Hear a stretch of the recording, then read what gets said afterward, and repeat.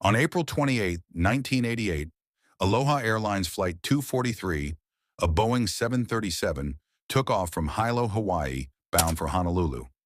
It was a routine 35-minute inter-island flight, but just 20 minutes after takeoff, disaster struck.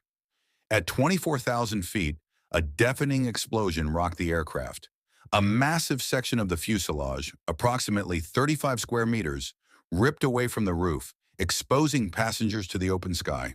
The sudden decompression created chaos as oxygen masks failed, luggage flew around, and the cabin turned into a storm of wind and freezing temperatures.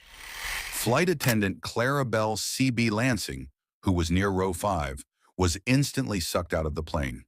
Despite desperate searches later, her body was never recovered. Other passengers and crew clung to their seats, held only by their seatbelts. Captain Robert Schornsteimer and First Officer Mimi Tompkins quickly assessed the catastrophe. The nose of the aircraft had dropped nearly a meter, and the cockpit door was gone, making it difficult to see inside the cabin.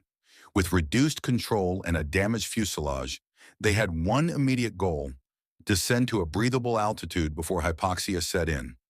At a rapid 4,100 feet per minute, they dropped to 10,000 feet within minutes, narrowly avoiding unconsciousness for the passengers. However, a new threat emerged. A 10,000-foot-high mountain, Haleakala, stood between them and Maui's airport.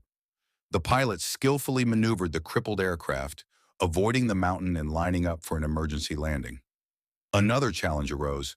There was uncertainty about whether the nose landing gear had deployed. A belly landing would have been catastrophic, given the aircraft's compromised structural integrity. Fortunately, ground personnel confirmed the nose gear was down. With one engine failing, the aircraft approached Maui Airport. At 1:58 p.m., just 13 minutes after the explosion, Flight 243 landed safely. Emergency crews rushed to the scene, and passengers evacuated via slides.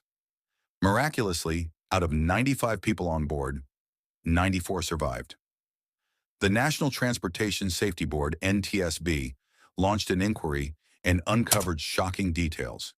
The aircraft had exceeded its intended flight cycles, operating over 89,000 cycles when Boeing recommended retirement at 75,000 cycles. Continuous pressurization and depressurization had caused metal fatigue, leading to microscopic cracks that went undetected. Aloha Airlines had neglected proper maintenance, failing to conduct mandatory structural inspections. The tragedy of Flight 243 was a stark reminder of the dangers of aging aircraft and lax maintenance, but it was also a story of incredible piloting skill and resilience. Despite the odds, Captain Schornsteimer and First Officer Tompkins managed to land a nearly destroyed aircraft, saving dozens of lives. While Flight 243 lost one brave crew member, its legacy ensured that similar disasters would be prevented in the future.